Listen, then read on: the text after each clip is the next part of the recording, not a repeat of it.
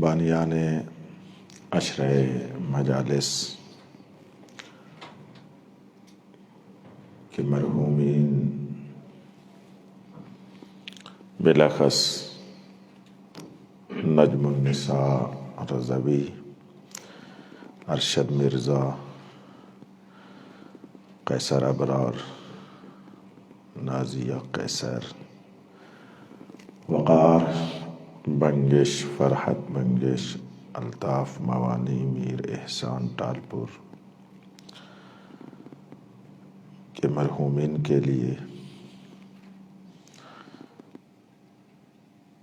اور تمام مرحوم مومنین بلاخص شہدائے ملت جعفریہ کے لیے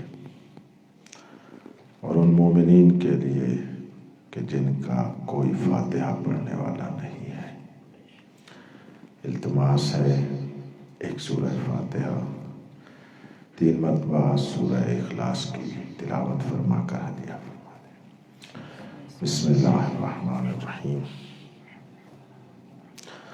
الحمد للہ رب العالمین، الرحمن الرحیم، مالک یوم الدین، ایاک نعبد و ایاک نستعین، اہدنا الصراط المستقیم، صراط الذین انعمت علیہم غیر المغضوب علیہم ولا الضالین۔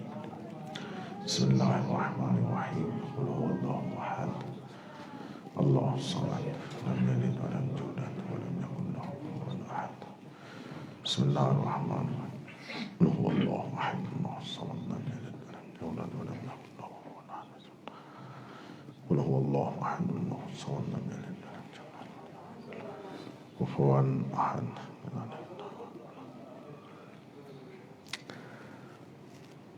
پروردگارا، ہمارے وارث کے ظہور میں جا تعجیل فرما، ہمیں مولا کے جانثاروں میں سے شمار فرما، حضرت کو ہمارے اوپر راضی اور خوشنود فرما، ہم تمام کو مولا کی خدمت میں جام شہادت نوش کرنے کی توفیق عطا فرما۔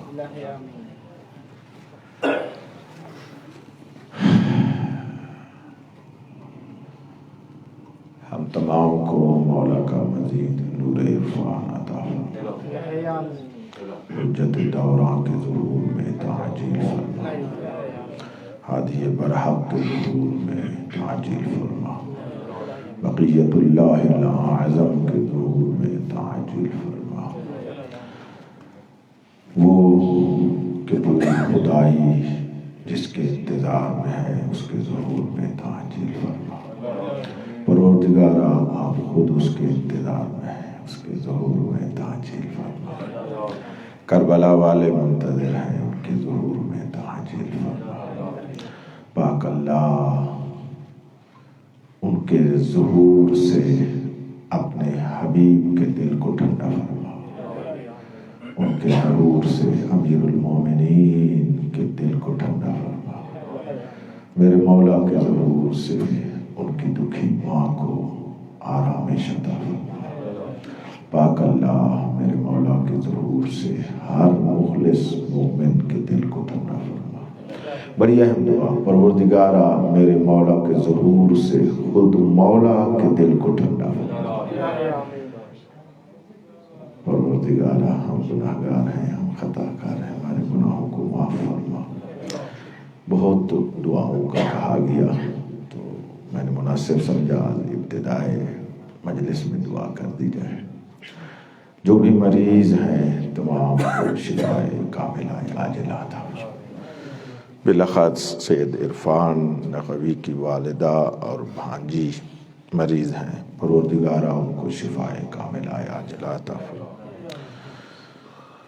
استاد رسول بخش صاحب مریض ہیں، ان کو بھی شفائے کاملہ عاجلہ عطا فرما۔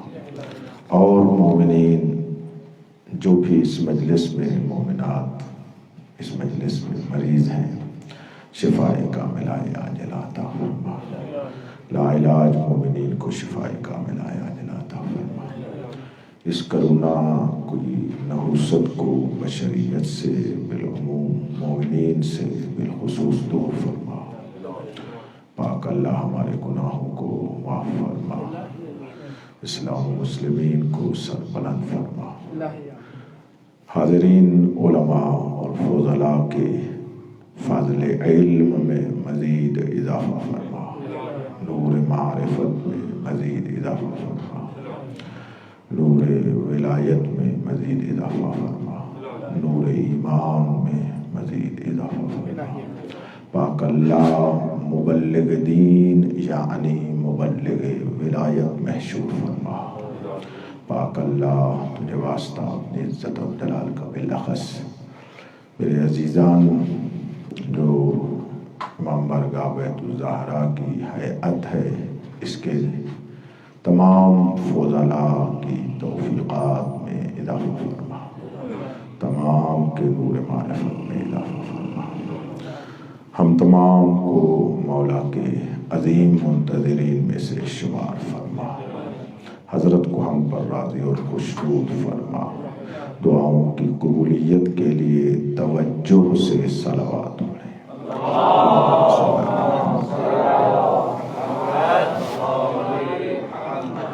اللہم کل ولیک الحجۃ ابن الحسن صلواتک علیہ وعلی آبائہ فی هذه الساعة وفي كل ساعة وليا وحافظا وقائدا وناصرا ودليلا وعينا حتى تسكنه أرضك طوعا وتمتعه فيها طويلا يا مدبر الأمور يا باعث من في القبور يا مجري البحور يا ملين الحديد لداود عليه السلام افعل بنا ما أنت أهله ولا تفعل بنا ما نحن أهله أن تصلي على محمد وعلى محمد وعجل فرجهم صلوات۔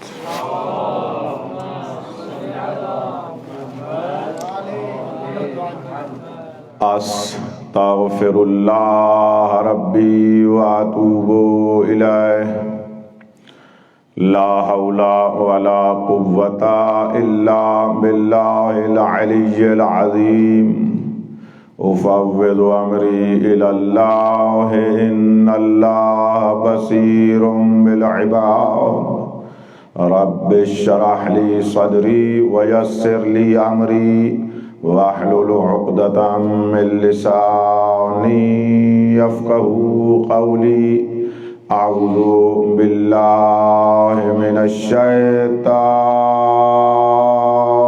الرجیم بسم اللہ الرحمن الرحیم الحمد للہ الذی لم يتخذ صاحبة ولا ولدا ولم يكن له شريك في الملك ولم يكن له ولي من الذل وكبره تكبيرا۔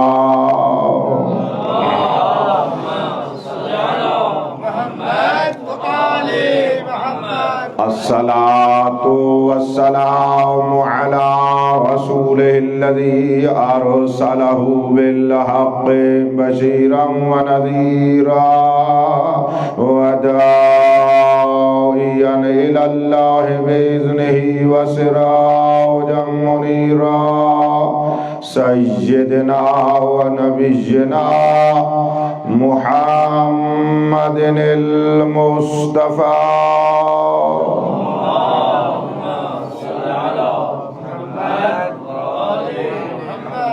وعلى آله الذين الشرفاء وأئمة الهدى ومصابيح الدجى الذين أذهب الله عنهم الرجس وطهرهم تطهيرا۔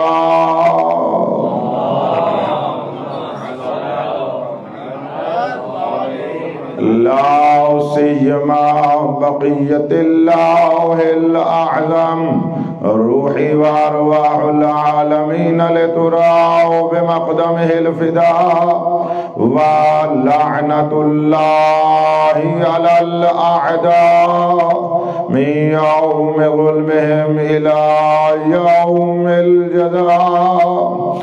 أما بعد فقد قال الله تبارك وتعالى في كتابه الأعلى: بسم الله الرحمن الرحيم.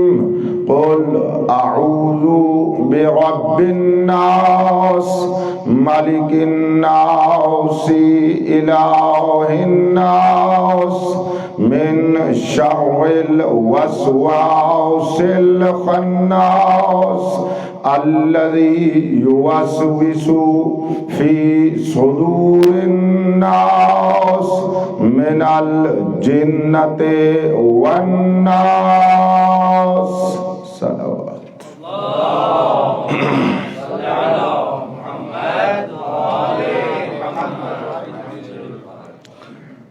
سورتین معوذتین بارے میں کچھ عرائض پیش کرنے کا ارادہ ہے.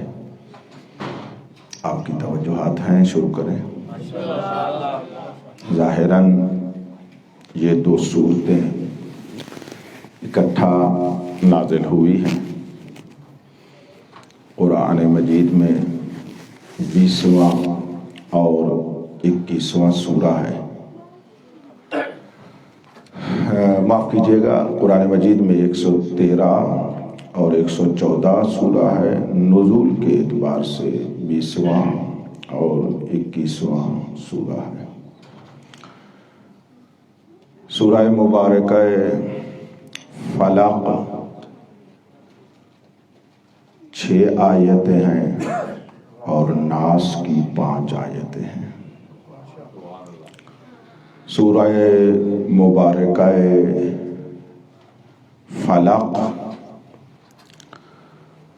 کے کلمات 23 ہیں اور ناس کے 20 ہیں.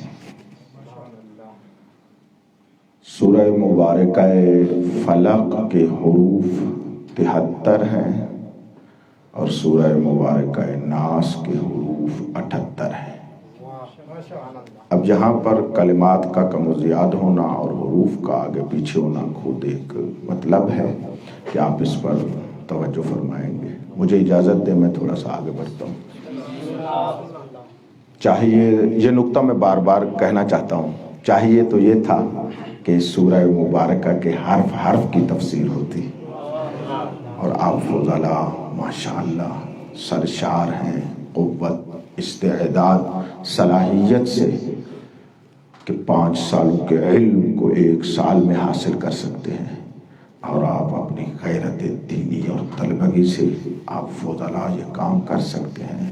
اگر آپ ہم مل کر ابھی سے اس میں لگ جائیں، علم کی تلاش میں ویسے جائیں جیسے صادق آل محمد چاہتے ہیں، اور جب ہمارا ہاتھ تعبد اور توسل میں سے پر ہوگا ضرور وہ عنایت فرمائیں گے. اور یہ بار بار کہنے کا مقصد یہ ہے کہ شوق ہو، خصوصاً جوانوں کو، فضلاء کو اس طرف آئیں.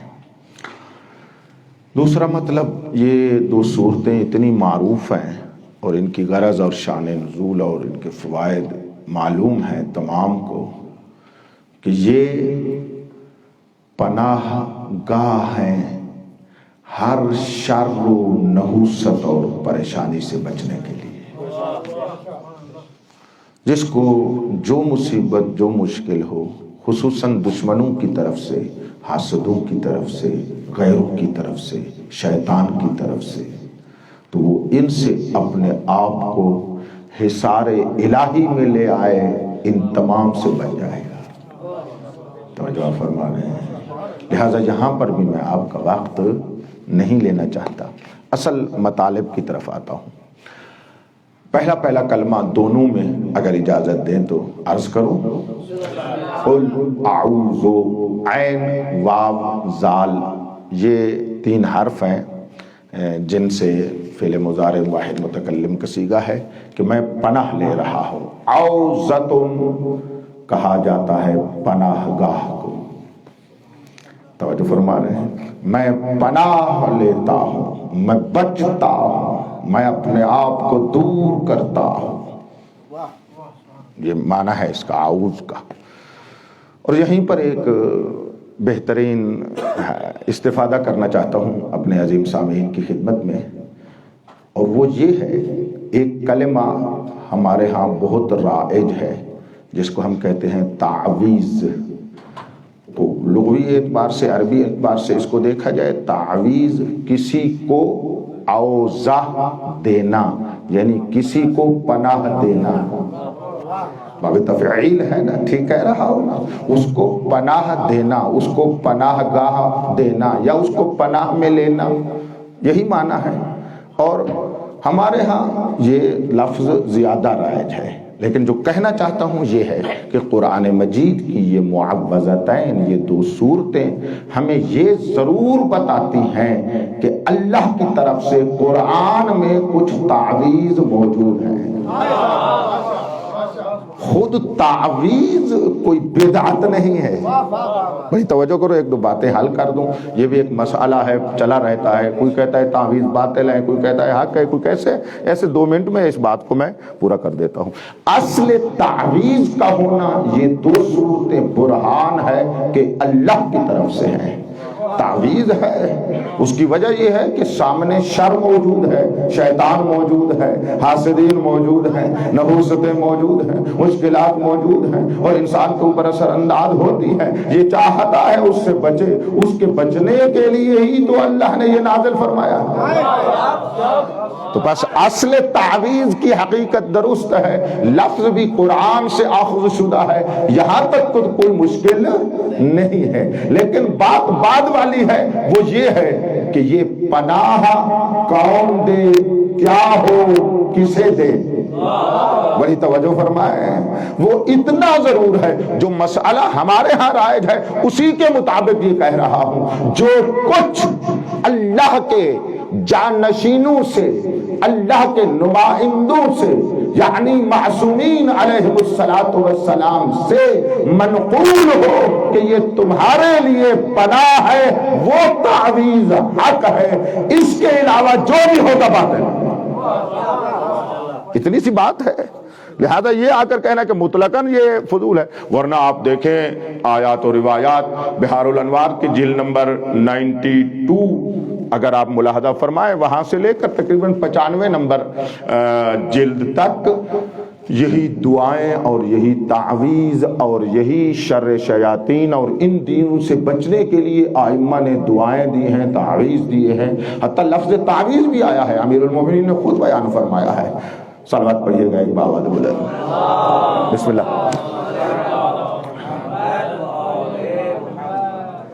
اور خصوصاً ان جادوگروں سے بچنے کے لیے امیر المومنین کا وہ مشہور تعویذ ہے, اور علامہ جناب شیخ عباس قمی علیہ رحمہ نے مفاتیح الجنان میں باقی الصالحات میں بھی نقل فرمایا ہے کہ اس کو ہرن کی پوست پر لکھ کر اپنے پاس رکھو تو لوگوں کے جادو سے, سحر سے محفوظ رہ جاؤ گے.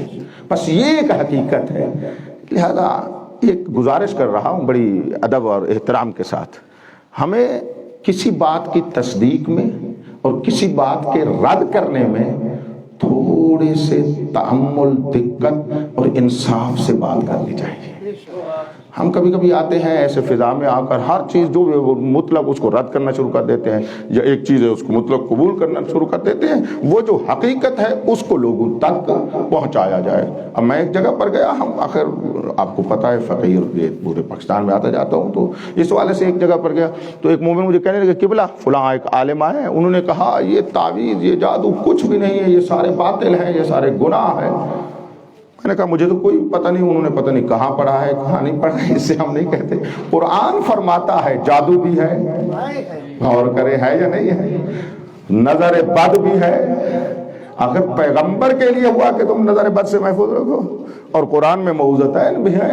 ہاں جو بات ہے اس کو اہل سے لو, اہل وہ ہے جو قرآن و عطرت سے متمسک ہے، اہل وہ ہے جو قرآن و عطرت سے متمسک ہے، اور وہ لوگ جو منقول من المعصومین علیہم السلام ہو یا استنباط شدہ ہو، مانند شیخ بہائی رحمت اللہ علیہ کے۔ شیخ بہائی اپنے دور میں مبتلا تھے ان جادوگروں سے، اسی وجہ سے جناب شیخ بہائی نے جادو اور سحر کو سیکھا تاکہ ان دشمنوں کے شر سے محفوظ رہ سکے۔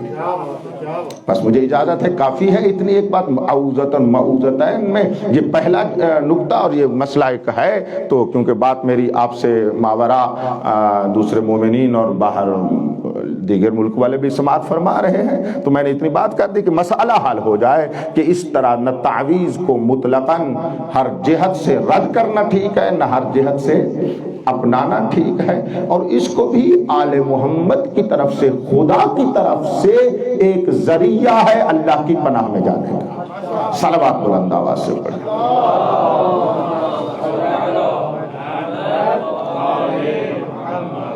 سورہ مبارکہ فلق میں اللہ کی ایک صفت آئی، قل اعوذ برب الفلق۔ فلق بمعنی مفلوق ہے، علماء ذرا توجہ فرمائیں گے، جیسے قصص بمعنی مقصوص ہے۔ قصص وہ جس قصے کو بیان کیا گیا ہو، عموماً ذہن میں آ جاتا ہے قصص سے قصہ کی جمع ہے، ایسا نہیں ہے۔ قصص یعنی واحد ہے، اس کے ساتھ بمعنی مقصوص، جس کو بیان کیا گیا ہو، اسی سے ہے فلق، یعنی مخلوق جسے شگاف کیا گیا ہو۔ اور یہ خلقت الہی کا راز، آغاز، ابتدا اسی میں ہے کہ وہ ایک شے کو شگاف کر کے دوسری شے کو پیدا کر دیتا ہے، شے کو شگاف کر کے اس کو پیدا کر دیتا ہے۔ برب الفلق، پناہ ہے رب الفلق، وہ رب جو ہر شے کو شگاف کر کے اس کو وجود عطا فرماتا ہے، اس کو زندگی عطا فرماتا ہے۔ یہ خدا کی ایک صفت ہے۔ اب اس کے ذہن میں رکھیے گا، آگے ظاہری طور پر 4 قسم کے شر سے محفوظ رہنے کی دعا ہے۔ قل اعوذ برب الفلق، پہلی من شر ما خلق، ہر اس کے شر سے جو مخلوق ہے۔ بھئی بڑی توجہ کرو، اگر آپ توجہ کریں گے تو لطف آئے گا۔ بڑے جملے ہیں یہاں پر، میں وہ درست جملہ آپ کو ہدیہ کرنا چاہتا ہوں۔ شاہ صاحب بڑی توجہ چاہ رہا ہوں۔ من شر ما خلق، کبھی کبھی ذہن میں آتا ہے کہ ہر مخلوق میں، کیونکہ ما خلق کا معنی جو چیز بھی مخلوق ہے، جس کو بھی اللہ نے پیدا کیا ہے، اس کے شر سے مجھے بچا۔ تو یہاں ذہن میں آتا ہے، اس کا مطلب یہ ہے کہ ہر شے میں شر موجود ہے، ایسی بات نہیں ہے، بلکہ مقصود یہ ہے کہ جس مخلوق میں بھی شر ممکن ہے، ہمیں اس کے شر سے محفوظ فرما۔ یہ بڑا ایک دقیق نقطہ تھا جو میں نے ہدیہ کر دیا۔ من شر ما خلق، ہر وہ شے جس کو اس نے پیدا کیا، اگر امکان ہے اس سے شر کے آنے کا، اللہ مجھے اس سے محفوظ رکھ۔ بہت ساری مخلوق ہیں جن سے شر کا امکان ہی نہیں، بولو گے تو کچھ پہنچو گے نا۔ ہاں، سب مخلوق ایسی نہیں ہے، ہر مخلوق ایسی نہیں ہے کہ جس سے شر ہو، بلکہ وہ مخلوق جس سے ممکن ہے شر کا صادر ہونا۔ ارے معصوم سے شر ممکن ہی نہیں ہے۔ بھئی توجہ ہے آپ صاحبان کی یا نہیں؟ لہذا من شر ما خلق، یہ ابتدا سے اپنے عموم کے ساتھ اپنے خاص مخلوق کو شامل ہے۔ یہ علمی بات تھی، میں نے ہدیہ کر دیا، پھر ایک مرتبہ اس جملے کو دہراتا ہوں۔ یہ ما خلق اپنے عموم کے ساتھ خاص مراد لیے جا رہے ہیں، کیونکہ وہ خاص جن میں امکان شر نہیں، وہ خود بخود اس سے جدا ہو جائیں گے۔ من شر ما خلق، یہ ایک بات۔ اس کے بعد آیا 3 شر، من شر ما خلق، ومن شر غاسق اذا وقب، اور غاسق کے شر سے جب وہ واقب ہوتی ہے۔ میرے لفظوں کے ساتھ تو آپ رہیں نا، میں قرآن کے لفظ کو ایک ایک لفظ کو، غاسق کے شر سے جب وہ واقب ہوتی ہے. غاسق تمام نے کہا جب سورج غروب ہو اور اندھیرا چھانے لگے، یعنی رات کی ابتدائی تاریکی، رات کی ابتدائی تاریکی، ابتدا سے اس کو. اور وقبہ بے معنی داخلہ ہے، واقب یعنی داخل، یعنی رات کی تاریکی اور ظلمت جب داخل ہو اس کے شر سے خدایا مجھے محفوظ فرما، اس کے شر سے مجھے محفوظ فرما. اب سوچنے کی بات ہے یا نہیں ہے بھئی، یہ رات کے داخل ہونے سے کون سا شر ہوتا ہے؟ بھئی توجہ کرو ان باتوں کے اوپر نظر.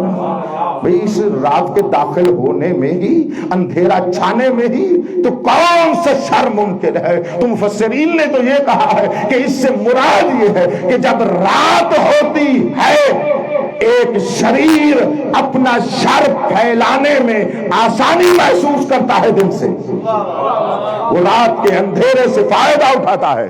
ایک شریر اس شر کے پھیلانے میں ذرا اس سے فائدہ اٹھاتا ہے، اور رات کی تاریکی سے فائدہ اٹھا کر دن کی بنسبت رات کو اپنے شر کو پھیلاتا ہے. اور جب وہ پھیلاتا ہے تو اس شر سے محفوظ رکھنے کے لیے اپنے آپ کو خدا رب الفلق کی پناہ میں چلے جائیں. انتہائی توجہ چاہ رہا ہوں، بس کہنا یہ چاہتے ہیں وہ شریر جو رات کو شر پھیلاتے ہیں خدایا محفوظ فرما. اب یہ رات کو شر پھیلانے والے آپ اپنے ذہن میں رکھیے، میں تھوڑا سا اس کو آخر تک پہنچا لوں، جتنا ایک وقت بچا تھوڑی شرح کروں گا. من شر غاسق اذا وقب ومن شر النفاثات فی العقد، اور ان عورتوں کے شر سے، نفاسات ان عورتوں، ان جادوگر عورتوں کے شر سے. عقد عقد کی جمع، عقد یعنی گرہ، جو گرہ کے ذریعے سے جادو کرتی ہیں. اب یہاں پر پہلا ایک نقطہ، دو نقطے ہیں بڑے مہم. پہلا نقطہ تو آپ کو عرض کر دوں کہ معلوم ہوا قرآن کی روح سے کہ جو جادو گرہ لگا کر کیا جاتا ہے وہ بڑا سخت ہے. آپ توجہ فرمائیں، یعنی جو گرہ لگائی جائے، ایک جادو کیا جائے کسی کپڑے کو، کسی شے کو ساتھ اس کے گرہ لگائی جائے، اکثر جادوگر یہی کرتے ہیں. تو یہ ان کو گرہ لگا کر اس جادو کو سخت کر دیتے ہیں.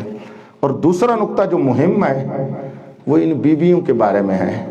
نفاسات بھئی نس ہے، میں تو نہیں کہہ رہا، ناراض تو نہیں ہو رہے آپ، میں ٹھیک کہہ رہا ہوں. نفاسات جس لغت کو بھی اٹھا لیں، تمام نے لکھا ہے جادوگر عورتیں. اب جو پوچھا گیا بھی یہ جادوگر مگر مرد نہیں ہوتے، عورتوں پہ کیوں تذکرہ ہے؟ شکر ہے آج یہاں کہا ہے کہ وہ نہیں ہے. کہا گیا ہے بھی فقط وہ کرونا کی وجہ سے تشریف فرما. بھئی بڑے ادب سے بولا کرو اگر گھر میں ادب سے رہنا ہے تو. توجہ ہے آپ صاحبان کی. تو ہوا کیا؟ ومن شر النفاثات، ارے یہ جادوگر عورتیں، تو بھئی کیوں یہ مگر مرد جادو نہیں کرتے، عورتوں کو کیا بات ہے؟ تو تمام نے یہی لکھا ہے کہ یہ تعویذ دھاگے لینے والی منحوس اکثر یہی ہوتی ہیں، اکثر ان کا کام ہے. بھائی جس جھوٹے پیر فقیر کے پاس جاؤ ڈھیر ان کا لگا ہوا ہوتا ہے. میاں صاحب باہر انتظار کر رہا ہے، مائی پیر کے پاس بیٹھی ہے. نہیں ٹھیک کہہ رہا ہوں؟ واہ واہ کس کو کہہ رہے ہو، ان کو یا مجھے؟ مولا ہم کو نور معرفت عطا فرمائے. بات کہنے کی یہ ہے اس سے محفوظ رکھو. خوب ہم جو بندہ ناچیز جیسے تھوڑے سے ممبر پر زیادہ آتے ہیں، ہمارا ان سے واسطہ بھی زیادہ پڑتا ہے. توجہ آپ فرما رہے ہیں یا نہیں فرما؟ تھوڑی سی ہمارے تجربے میں ہے شاہ صاحب، تھوڑی سی ڈھیل دیں بھی، کسی کو ایک امام صادق علیہ السلام کی دعا دیں. مرد آئے نہ آئے مومنات بانی کے گھر میں صف لگائے ہوئے ہوتے ہیں. بھئی یہ تجربے میں آیا ہے بھئی وہ صف لگائے ہوئے ہیں، تو بھئی ان سے بچنا پڑتا ہے. توجہ آپ فرما رہے ہیں نا؟ آپ فضلاء ہیں، آپ نے جانا ہے، بلا کر جاتے بھی ہیں، آپ اہل ممبر بھی ہیں، اہل بزرگان جو بیٹھے ہیں وہ تو مجھ سے بہتر جانتے ہیں، میں جوانوں کے لیے زیادہ بات کر رہا ہوں. یہ مشکلات آپ کو پیش آئیں گی، بہرحال یہ زیادہ جاتی ہیں. اور ناراض نہ ہوں، تجربے کی بنیاد پر کہہ رہا ہوں، جو کچھ دیکھا ہے میں نے، اکثر گھر اجڑے ہیں انہی نفاسات جادوگروں کی وجہ سے. ہاں اپنے آپ کو تو نہیں سنوارتی، لوگوں کے گھر اجاڑ دیتی ہے. تو اس کو خصوصی طور پر ذکر کیا گیا ہے. اچھا یہیں پر ایک جملہ عرض کر دیتا ہوں، وہ ویسے تو پہلے آ گیا من شر ما خلق، عام نہیں ہے، ہر وہ چیز جس کا بھی شر ہے وہ مخلوق ہے اور ممکن ہے اس سے شر، تو اس میں یہ ساری چیزیں آ گئی. تو اس کو علم اصول کی روح سے کیا کہتے ہیں؟ ذکر الخاص بعد العام، عام کے بعد خاص کا ذکر کرنا. نقطہ اس میں یہ ہوتا ہے کہ اس عموم میں یہ خاص بڑی خصوصیت رکھتی ہے. تو اللہ سے کہنا یہ چاہتے ہیں کہ تمام شر سے بچو، لیکن ان جادوگر عورتوں کے شر سے زیادہ بچو. یہ مصیبت ہے ہمارے لیے.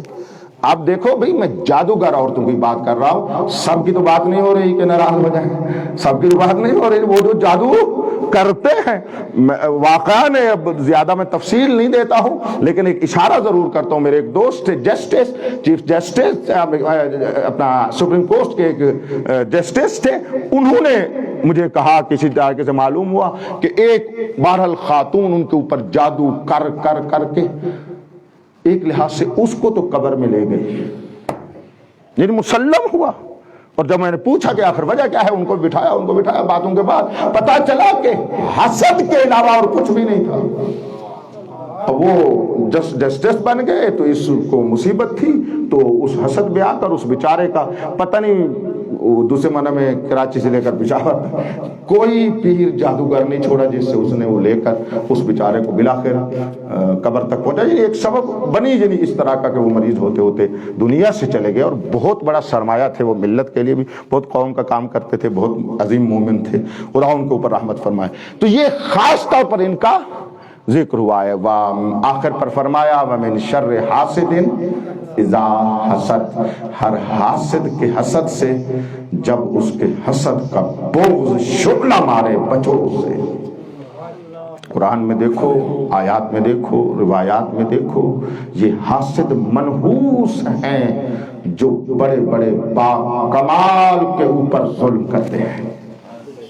اب وہ حسد جس وجہ سے بھی آ جائے، دنیا کے اعتبار سے آپ دیکھ لیں، مشہور قصہ ہے کہ ایک ہمسائے کو دوسرے ہمسائے سے حسد پڑ گیا کہ وہ مالدار ہو گیا. تو آپ کہا کہ اس کے لیے کیسے کیا کروں کہ اس کا مال ختم ہو جائے.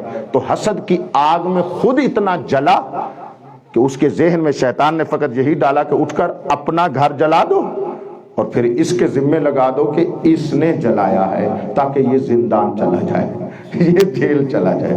اب یہ حاسد کی عقل دیکھو، اس وقت اس کی موت آ جاتی ہے عقل کی کہ خود اپنا گھر جلا رہا ہے. اتنا شعور نہیں، پتہ نہیں اس کے لیے ثابت ہو ثابت نہ ہو، یہ بھی تو سوچ سکتا تھا نا. نہیں، میں اپنا گھر بھی جلا کر اس کو برباد کرنا چاہتا ہے، اس کو رسوا کرنا چاہتا ہے. یعنی حاسد اگر حسد کی آگ اس کو لگ جائے خود جل جائے گا اس شریف کو جلانے کے لیے.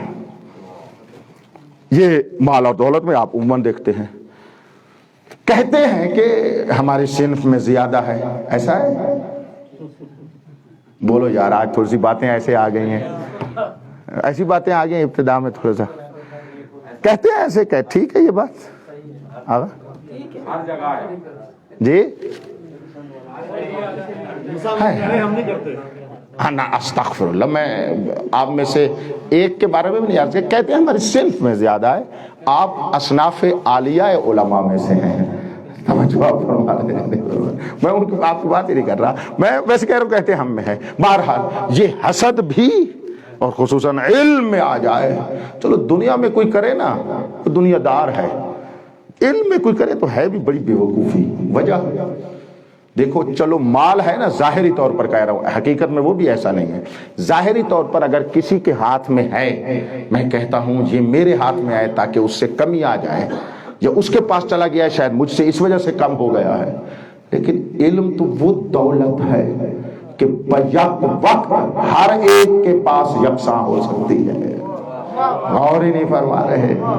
اگر علم ایک کے پاس ہے، اگر وہ علم ایک کے پاس ہے، دوسرے سے کم نہیں ہوا. بات یہ ہے کہ وہ تلاش کرے، سعی کرے، کوشش کرے، تعبد کرے، توسل کرے، سجدے کرے، مانگے. یہ طریقہ ہے جو ہمیں بتایا گیا ہے. محنت کرو، زحمت کرو، تعبد کرو، توسل کرو. مشہور ہے، میں اکثر ایک جملہ کہا کرتا ہوں بڑے عرصے سے اپنے علماء کرام فضلاء کی خدمت میں کہ ایک طالب علم ایک طائر لاہوتی ہے، ایک پرندہ ہے جو اوپر پرواز کرنا چاہتا ہے، جس کے ایک پر کا نام سعی، کوشش، جد و جہد، زحمت، مطالعہ، فکر، پڑھنا لکھنا، یہ ساری چیزیں ہیں. دوسرے پر کا نام ہے تعبد اور توسل. اللہ کی بارگاہ میں سجدے کرو، مولا سے توسل کرو. اگر ان دو پروں کے ساتھ پرواز کرو گے، یقیناً ہر دن جو پڑھو گے وہ علم نور میں بدلتا چلا جائے. اور اگر فقط زحمت ہو، کچھ چیز یاد کر لو، ادھر توسل نہ ہو، وہ علم معلومات کا ڈھیر تو بن سکتا ہے، نور نہیں بن سکتا. وہ نور نہیں بن سکتا. اس کو نور بنانے کے لیے سجدے چاہیے، اس کو نور بنانے کے لیے مولا کی ولایت سے توسل چاہیے. نور علم تب بنتا ہے، علم نورانیت تب دیتا ہے کہ جب منبع نور سے متمسک ہو جاؤ، مخزن نور سے مل جاؤ. ورنہ یہ کیا ہو جاتا ہے، معلومات آ جاتی ہیں. یہی ایک نقطہ ہے، کبھی عرض کروں گا، ابھی رکنا نہیں چاہتا. علم اور معلومات میں فرق ہے. ہاں آپ حفظ کریں گے، ہمارا ذہن اللہ نے ایسا بنایا ہے، اسٹور بنایا ہے، اس میں معلومات کا ذخیرہ ہو جاتا ہے، انبار ہو جاتا ہے، لگ جاتا ہے. جو آپ حفظ کرنا چاہیں، قرآن حفظ کرنا چاہیں، حدیث حفظ کرنا چاہیں، کوئی کتاب حفظ کرنا چاہیں، کوئی علم، کوئی اصطلاحات حفظ کرنا چاہیں، ساری آپ کے ذہن میں اسٹور ہو جائیں گی. لیکن یہ بڑی بڑی چیز اگر اسٹور ہو جائے تو بدبو ہونے کا خطرہ ہوتا ہے. اللہ پاک کی قسم، اس معلومات کو خوشبو ڈالنے کے لیے تعبد اور توسل کی ضرورت ہے. بڑی توجہ کرو. اور اگر اس طرف نہ آئے، واقعاً جس طرح پری پری گندی سبزی سے بو آتی ہے، پھر معلومات کے ڈھیر سے بھی بدبو آتی ہے. کبھی خدا کی بارگاہ میں شک کرتا ہے، کبھی اس میں تقصیر کرتا ہے، کبھی آل محمد میں تقصیر کرتا ہے، کبھی مولا کی ولایت میں شک کرتا ہے، کبھی اس کو متزلزل کرتا ہے، کبھی علماء امامیہ کو بھونکتا ہے، کبھی حوزہ علمیہ کی توہین کرتا ہے.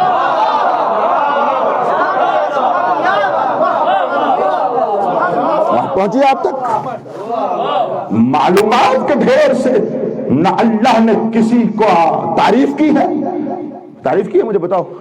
شیطان کے پاس تھوڑا ڈھیر تھا علم کا، بولو تھوڑا ڈھیر تھا. بلعام باعور قرآن کا قصہ ہے، تھوڑا ڈھیر تھا. اللہ پاک کی قسم، ان کے پاس کمی تھی تو نور ولایت کی، ان میں کمی تھی تو یقین کی، ان میں شک تھا جس نے معلومات کو بدبودار بنا دیا. اب جب بھی منہ کھولتے ہیں مذہب کو بھونکتے ہیں. مذہب مقدس ہے، ہمارا مذہب مقدس بھی ہے. میرا جملہ سنیے گا، بڑا قدیمی جملہ ہے میرا. ہمارا مذہب شیعہ معصوم مذہب ہے. کم سنا ہے یہ جملہ آپ نے؟ آپ پیچھے رہ گئے ہو. قسم بخدا مذہب معصوم ہے. پوچھو وجہ کیا ہے؟ اس لیے کہ اس مذہب کے امام معصوم ہے، اس مذہب کی کتاب معصوم ہے جس کا نام قرآن ہے. تو معصوم سے مذہب بھی معصوم ہوتا ہے جس میں کوئی خطا نہیں ہے. اور اتنا معصوم مذہب ہے، ہم آدم سے لے کر عیسیٰ تک کسی نبی کو بھی غیر معصوم نہیں جانتے. بھائی توجہ کیجئے گا. خاتم سمیت میں حضرت کو جدا رکھا ہے ایک وجہ سے. ہم کسی نبی کو بھی غیر معصوم نہیں جانتے، یعنی کسی نبی کو بھی گناہگار نہیں جانتے. ہم کسی نبی کو بھی گناہگار نہیں جانتے اور معصوم مانتے. یہ مذہب کی حقیقت ہے. اور اس مذہب کو کس نے بیان کیا؟ ائمہ نے بیان کیا. خود ائمہ کے دور میں جب اعتراض ہوتا تھا فعصى آدم ربہ فغوى کہ یہ عصیان کی نسبت ہے حضرت آدم علیہ السلام کی طرف، تو میرے مولا رضا نے مامون کو جواب دیا، مامون یہ عصیان سے مراد گناہ نہیں ہے. نبی معصوم ہوتا ہے، گناہ سے پاک ہوتا ہے، وہاں سے فقہا نے لے کر امامیہ کا اختصاصی نظریہ بن گیا کہ انبیاء گناہ نہیں کرتے۔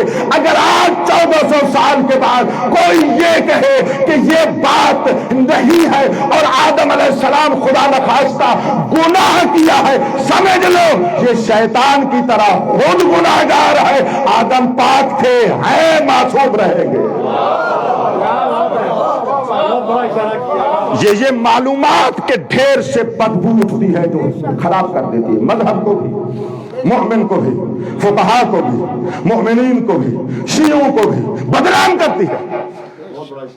یہ ضروری ہے یہ، کیونکہ چلو آپ نے یہ جملہ کہہ دیا تو میں کہہ دوں یہ اشارے کیونکہ عموماً نہیں کرتے تو مجھے کرنے پڑ جاتے ہیں، غور نہیں کیا میری باتوں کے اوپر۔ نا اہلوں کے اوپر تو سارے اعتراض کرتے رہتے ہیں، جو اہل کے لباس میں ہے ان کے بارے میں بھی تو بتانا چاہیے کہ یہ اوپر والے بہترین خد و خال میں اندر سے کون سا ظاہر رکھتے ہیں۔ اجازت ہے آگے بڑھوں؟ میں کم اس طرح بولتا ہوں، یعنی بہت کم بولتا ہوں، بات میں بات آ جائے تو کبھی کبھی یہ ایک جملہ ہدیہ کر دیتا ہوں۔ من شر حاسد اذا حسد، کہنا یہ چاہتا تھا کہ حاسد کے حسد سے بچنے کے لیے یہاں پر یہ ذہن میں رکھیں، اللہ کی صفت ہم ایک لے کر آئے برب الفلق، اور ظاہراً 4 شر، اور اگر پھیلائیں تو پھر وہ ایک کلی ہے، اور 3 شر سے ہمیں بچنے کا کیا کہا گیا ہے؟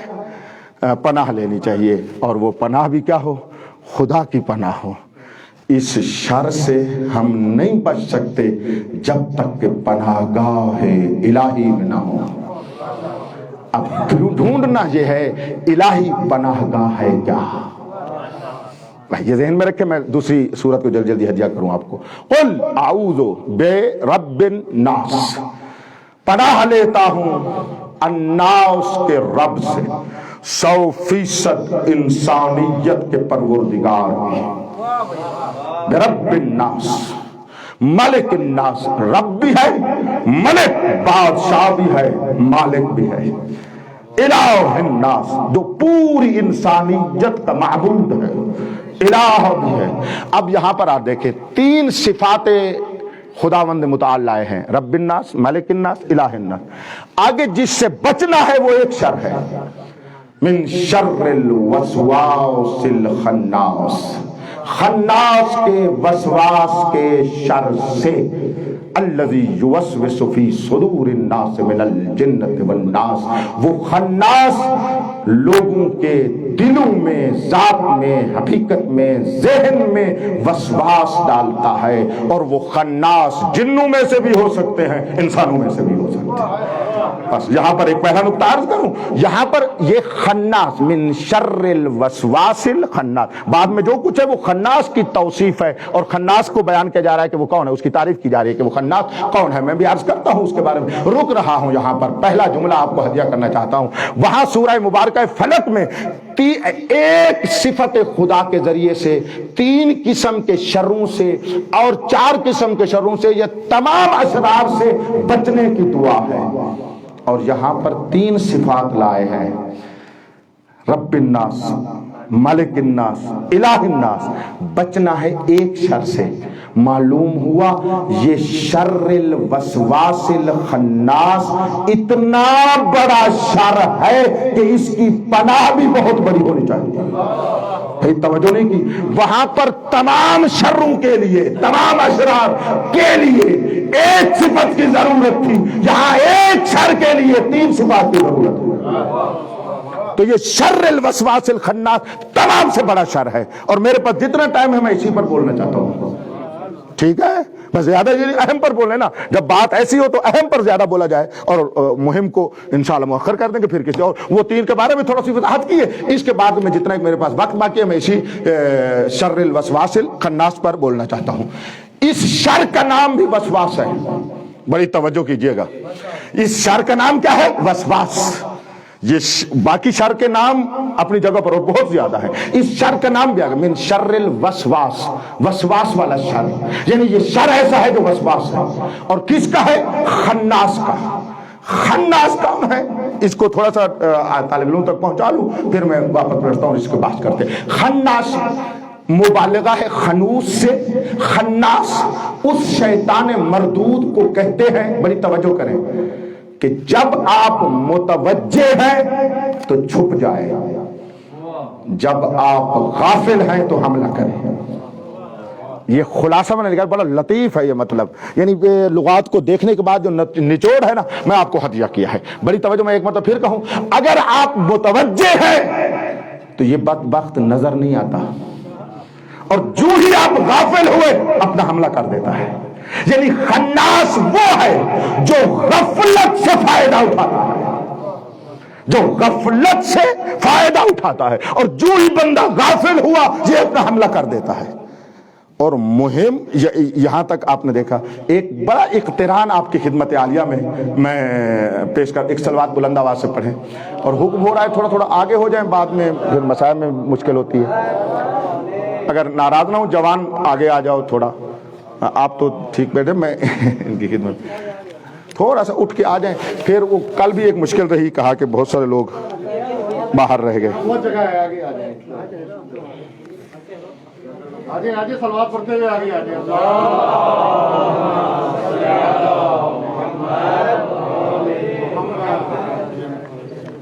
بڑی مہربانی آپ لوگوں کی، بہت بہت شکریہ آپ کا۔ بس میں پہنچ گیا ہوں۔ خناس، تو خناس وہ ہے کہ جو کیا کرتا ہے، ایک تو چھپ کر حملہ کرتا ہے اور غیر محسوس حملہ کرتا ہے۔ دیکھو، غیر محسوس کے طور پر اپنے آپ کو احساس نہیں ہونے دیتا، اصلاً احساس نہیں ہونے دیتا، اور سامنے والے کی غفلت سے فائدہ اٹھاتا ہے۔ لہذا بعض مفسرین نے لکھا ہے کہ جب بندہ یاد خدا میں ہو یہ چھپ جاتا ہے، اور جب یاد خدا سے غافل ہوا یہ فوراً حملہ کرتا ہے۔ تو اس کا مطلب یہ ہے کہ اگر ہم بھی ہمیشہ یاد خدا، ذکر خدا میں رہے، ذاکر خدا رہے، خدا کے ذکر میں رہے، یہ شیطان ہمارے اوپر خناس بھی تو ہو تب بھی حملہ نہیں کر سکتا۔ بھئی توجہ آپ نے فرمائی ہے، خناس بھی ہو تو حملہ نہیں کر سکتا۔ میں تھوڑا سا پیچھے ہوں، میرے خیال احساس کر رہا تھا آواز زیادہ ہے، آپ کو تکلیف ہو رہی ہوگی اسپیکر کی آواز کے بعد۔ چلو میں بارہ پھر بھی تھوڑا پیچھے ہو گیا ہوں کہ آواز ذرا اذیت کنندہ نہ ہو، آپ کو اذیت نہ دے۔ تو یہ خناس وہ ہے جو غفلت سے فائدہ اٹھا۔ میں ایک جملہ کہنے تو بار بار رکا ہوا ہوں کہ آپ کی توجہات پوری ہو جائیں، میں رکا ہوا ہوں اس جملے کے لیے کہ یہ غفلت سے فائدہ اٹھاتا ہے۔ بس جب تک انسان غافل نہ ہو اور یاد خدا میں ہو، ذاکر خدا ہو، ذاکر یعنی عربی لفظ میں آپ کہہ دیں یاد خدا کرنے والا، ویسے میں اردو میں کہہ رہا ہوں یاد خدا میں، ذاکر اصطلاحی معنی میں نہیں کہہ رہا، لغوی معنی میں کہہ رہا ہوں، یعنی خدا کی یاد میں رہنے والا، ذاکر خدا، ذاکر اللہ، اللہ کا ذکر کرنے والا، فقط زبان سے نہیں، دل سے، وجود سے، اعضاء و جوارح سے، فکر سے، آنکھ سے، یہ زبان یاد میں ہو تو یہ شیطان حملہ نہیں کرتا، چھپ جاتا ہے۔ ادھر تھوڑی سی انسان نے غفلت کی، یہ حملہ کر دیتا ہے، اور انسان سے بالآخر غفلت ہو جاتی ہے۔ کوئی انسان ایسا نہیں ہے جو بولو ہمیشہ ذکر خدا میں ہو، ہمیشہ ذکر خدا میں ہو، یہ حملہ ایسا انسان نہیں ملے گا۔ بالآخر کبھی نہ کبھی انسان اپنی دنیاوی امور کی ہی وجہ سے کیوں نہ ہو خدا سے غافل ہو جاتا ہے اور ادھر چلا جاتا ہے، تو اس وقت یہ حملہ کر دیتا ہے۔ یہ ساری باتیں کرنے کا ایک ہی جملہ تھا میں جو ہدیہ کرنا چاہتا تھا، یہی جو ابھی باتیں میں نے کی ہیں غفلت کے عنوان سے، تو معلوم ہوا خناس وہ ہے جو سب سے بڑا شیطان ہے اور سب سے بڑا شر ڈالنے والا ہے اور سب سے بڑا فساد کرنے والا ہے اور سب سے بڑا خبیث ہے اور سب سے بڑا ملعون ہے۔ کہہ لیں شیطان کا سب سے اعلیٰ رتبہ ہے، کہہ دیں ابلیس کا سب سے اعلیٰ درجہ ہے، اس کا کام یہی ہے۔ تو یہاں سے ایک جملہ کہنا چاہتا ہوں، جب یہ غفلت میں حملہ کرتا ہے تو یہ گناہگاروں کو اپنے چنگل میں لے لیتا ہے، تو ماننا پڑے گا جسے اللہ معصوم کر دے وہ کبھی بھی یاد خدا سے غافل نہیں ہوتے۔ معصوم اسے کہتے ہیں جو ہر وقت یاد خدا میں رہے، وہ جنگ میں بھی یاد خدا میں ہے، وہ گھر میں بھی یاد خدا میں ہے، وہ گھر دسترخوان پر ہوں تب بھی یاد خدا میں ہے، دشمن اس پر حملہ کر رہے ہو تب بھی یاد خدا میں ہے، وہ دشمن پر حملہ کر رہے ہو تب بھی یاد خدا میں ہے۔ بڑی توجہ کرو،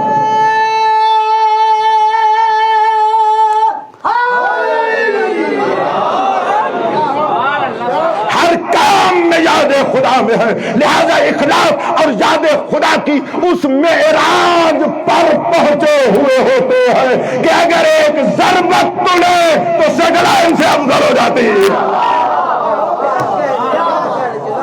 میں نے فقط اقتران دیا ہے، اتصال دیا ہے، آپ کی توجہ دلوائی ہے اس کی طرف کہ ان کی منزل یاد خدا کیا ہے۔ معصوم کہتے بھی اسے ہیں جو کبھی بھی یاد خدا سے غافل نہ ہو، ہر وقت یاد خدا میں رہنے والی ذات۔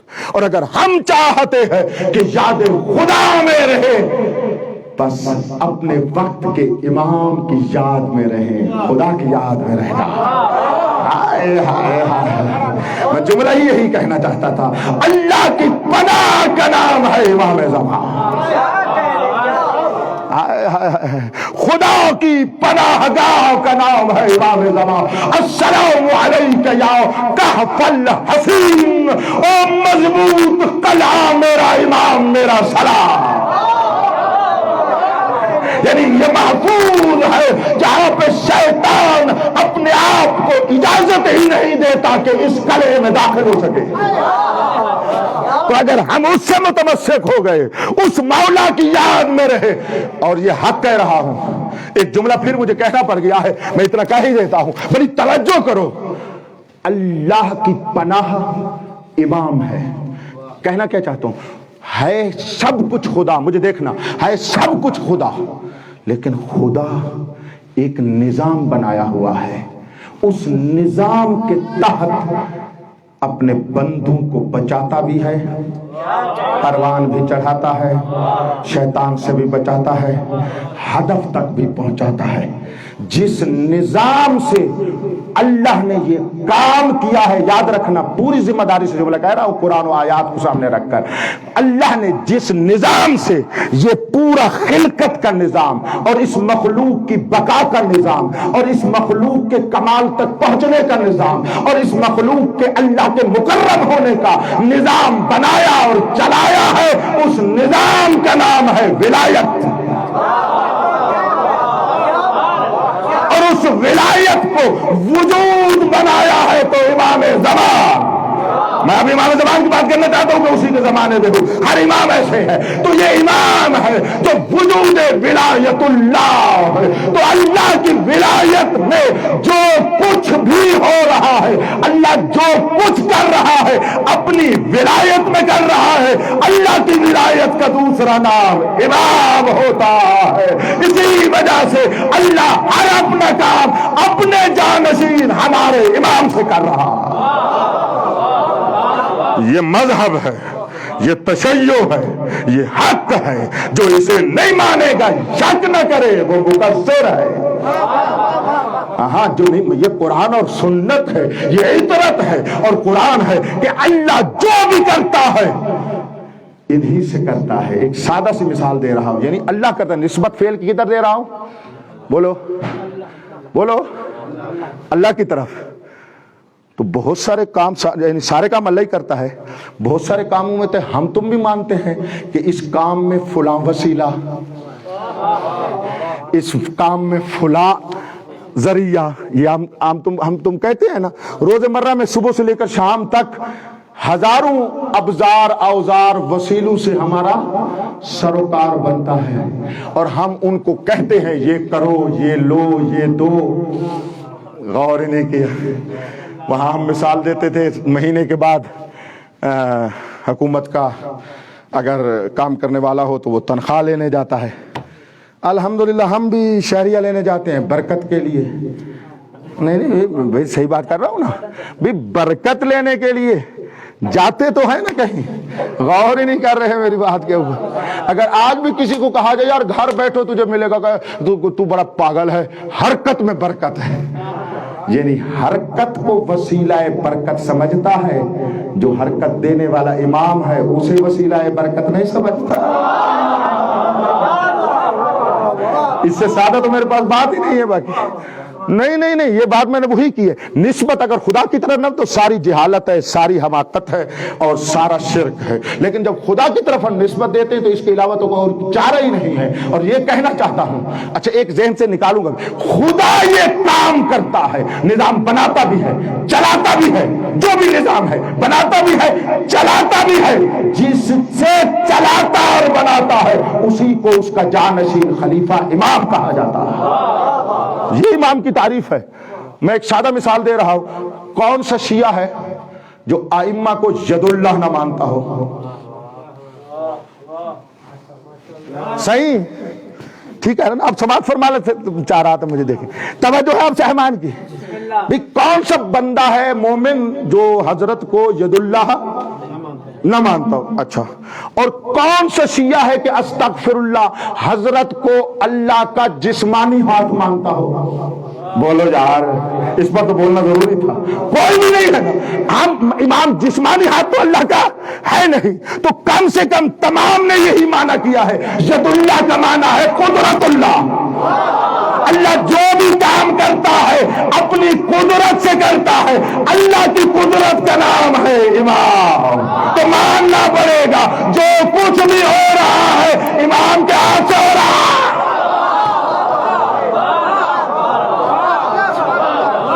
بھئی اس سے سادہ بھی کوئی بات ہو سکتی ہے؟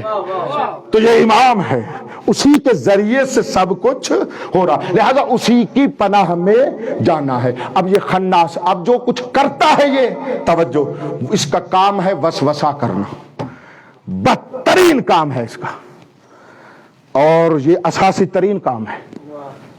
وہ کیسے؟ جب وسوسہ کرتا ہے، وسوسے کا کس سے تعلق ہے؟ دل سے، فی صدور الناس، لوگوں کے دلوں میں۔ تو اللہ نے خناس کو بتایا اور خناس کے وسوسے کو بتایا کہ یہ لوگوں کے دلوں میں کرتا ہے۔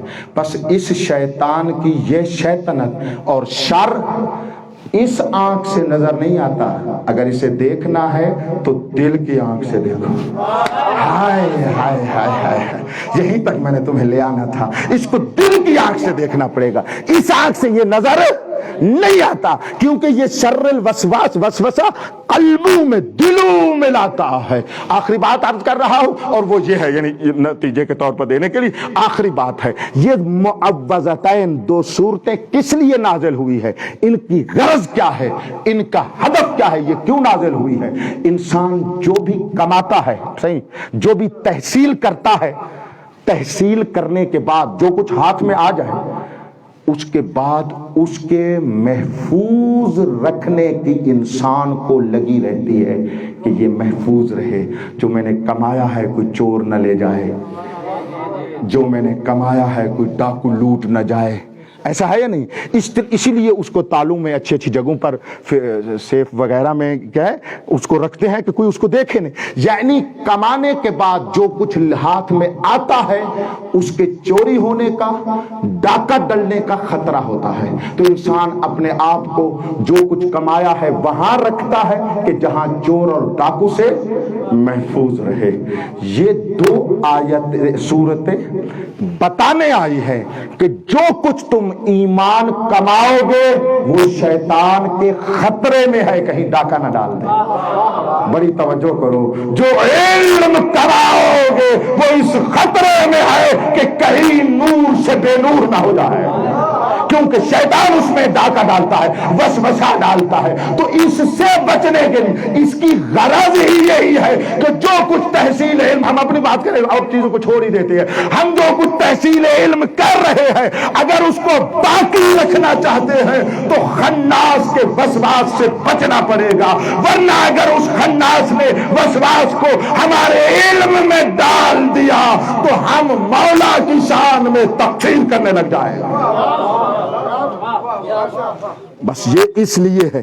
اور یہیں پر ایک امتحانی روایت عرض کر دیتا ہوں، جب میرے مولا سے پوچھا گیا ناس کون ہے، توجہ کیجئے گا، ناس لوگ، انسان کون ہے؟ فرماتے ہیں نحنو الناس،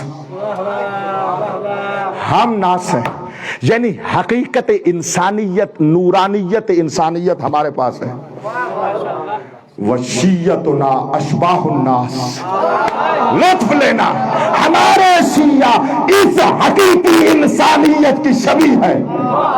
مولا اور کیا، وغیرنا نس ناس، ان کے علاوہ انسان ہی نہیں ہے، انسان نما وحشی ہے.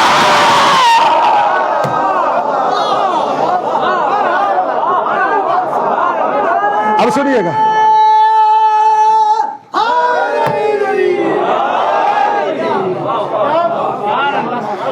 امیر المومنین نے فرمایا، اسے بولے کہ نسناس کون ہے؟ فرمایا یشبہون بالناس، جو شکلوں میں، توجہ کیجئے گا، شکلوں میں انسان کی شکل ہے، باطن میں یا بھیڑیا ہے یا چیتا ہے یا باچی ہے.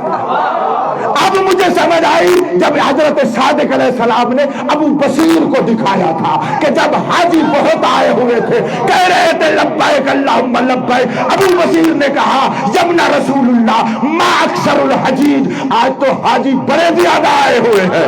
مولا فرماتے ہیں حاجی زیادہ نہیں ہے. اس نے کہا مولا میں دیکھ رہا ہوں. امام نے دست امامت پھیرا، اب فرمایا دیکھ، تو منہ سے نکلا ما اکثر الزجیج، مولا یہ کتنے حیوان آئے ہوئے ہیں.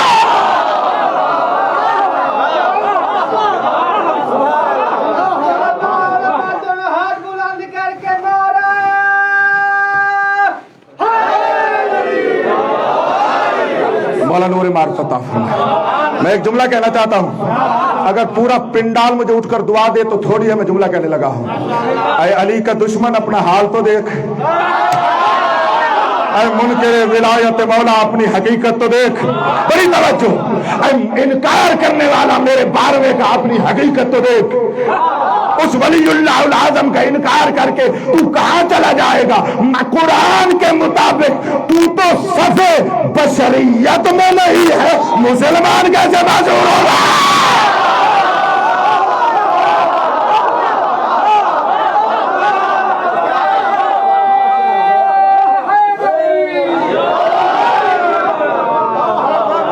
تو صفے بشریت میں نہیں ہے. بس توجہ چاہتا ہوں علماء، ہماری انسانیت ولایت کی بدولت، ہماری بشریت ولایت کی بدولت، جتنے بڑے صاحب ولایت ہوگے اتنے بڑے انسان ہوگا. جتنا بڑا نور معرفت ولایت رکھتا ہوگا اتنی بڑی بشریت رکھتا ہوگا. اور یاد رکھیے گا، جتنا بڑا نور معرفت ولایت ہوگا اتنا علم کا شجر تمہارے دلوں میں سرسبز ہوتا چلا جائے گا. اب میں کہنے لگا، جتنا ولایت میں آگے بڑھو گے اتنا صف سلمان و ابو ذر میں آتے چلے جاؤ گے.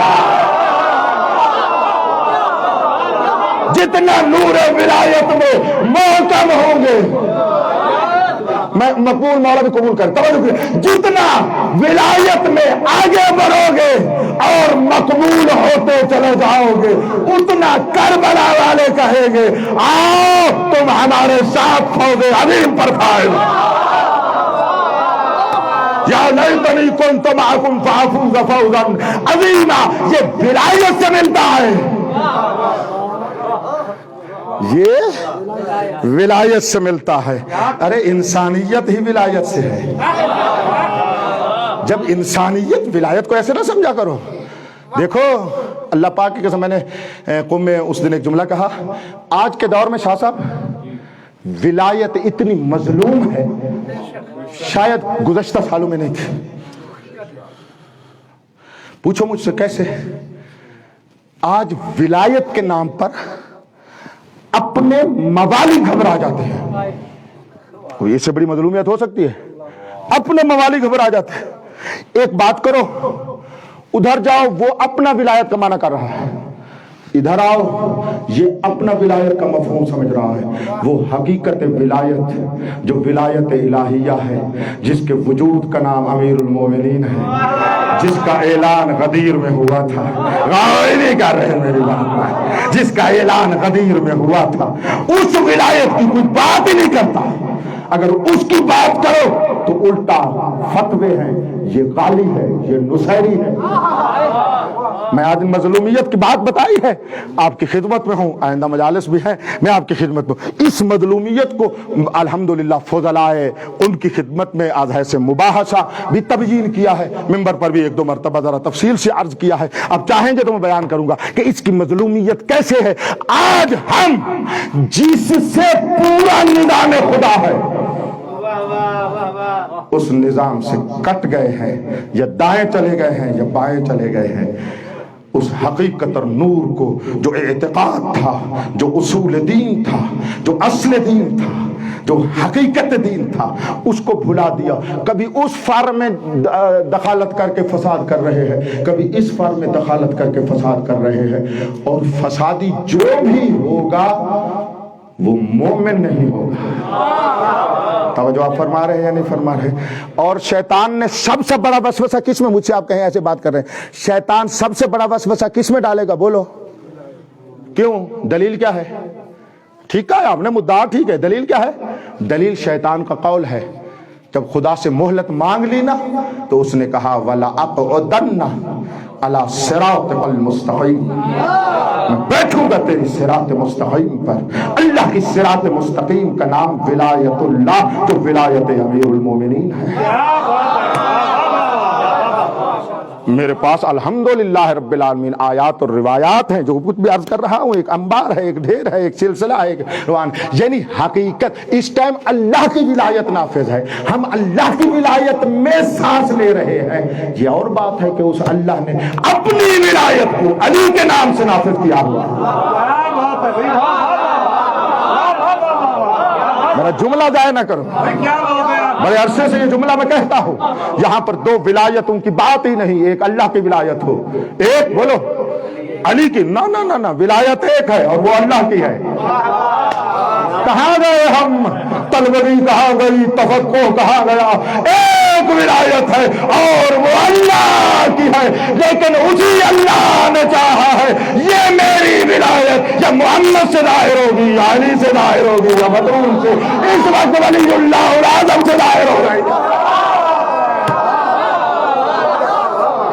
یہاں ٹکراؤ کی تو بات ہی نہیں ہے، یہاں دوئیت کی تو بات ہی نہیں ہے۔ میں جملہ کہا کرتا ہوں، حقیر جس طرح توحید فی العبودیت، توحید فی الخالقیت، خالقیت میں خدا کو یکتا مانتا ہوں، معبود اس کو یکتا مانتا ہوں، عبادت اس کے علاوہ کسی کی نہیں ہے، صفات میں، ذات میں، واحد میں، تمام میں اللہ پاک کی قسم، حقیر نے علم کلام میں یہ باب کھولا ہے، التوحید فی الولایہ لا ولایت الا للہ، ولایت کسی کے لیے نہیں سوائے اللہ کے، اور وہ ایک ولایت ہے جسے اللہ کبھی علی سے ظاہر کرتا ہے، کبھی محمد سے ظاہر۔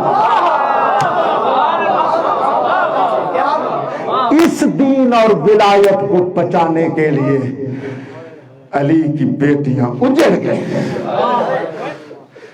کوئی اتنی اجڑی کہ اپنے زمانے کا علی خون روتا رہا۔ ساری چیزیں ذہن سے نکالو، ہر بندہ رو پڑا ہے، موالی ہوتے ہی ایسے ہیں، عزادار ہوتے ہی ایسے ہوتے ہی ایسے ہیں۔ کون سا پتھر ہے جو برداشت کرے علی کی بیٹی اور بازار؟ یہ کوئی برداشت کرنے کی بات ہے؟ یہ کوئی نہ رونے کی بات ہے؟ مولا سجاد جب بھی پوچھا گیا کہ سب سے زیادہ دکھ کہاں آئے، روتی آنکھوں سے منہ سے نکلا الشام الشام الشام۔ مزید تمہیں درد پہنچانے کے لیے، کیونکہ حکم بھی یہی ہے نا ہمیں کہ ہم درد پہنچائیں، آل محمد کا دکھ پہنچائیں آپ تک، پہنچانے کے لیے اس کو ذرا کھول رہا ہوں۔ وجہ کیا تھی؟ اس وجہ سے کہ علی کے دشمن نے شام میں، حسین کے دشمن نے شام میں اتنا پروپیگنڈا کیا تھا کہ یہ جو قیدی آ رہے ہیں نا یہ مسلمان نہیں ہیں۔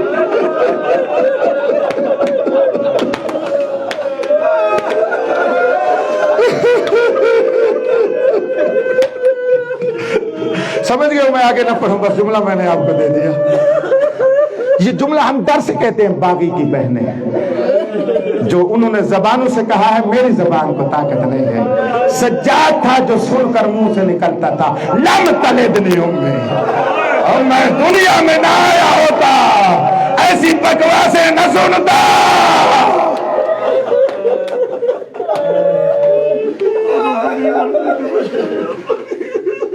اور مولا کے وہ اشعار معروف ہیں، اقاد ذلیلا فی دمشق مذللا،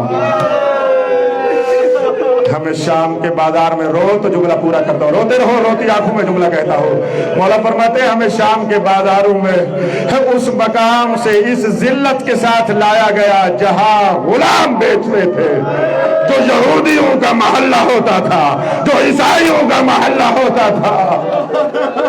اس لیے ایک بوڑھا جب مولا سجاد کے سامنے آیا نا اور حضرت کو مارنے لگا، میرے مولا نے فرمایا ایک لحظے کے لیے ٹھہر جا، وہ ٹھہر گیا۔ مولا فرماتے ہیں میں تجھے نہیں روکتا تو نہ مار، لیکن پہچان کے مار میں ہوں کون؟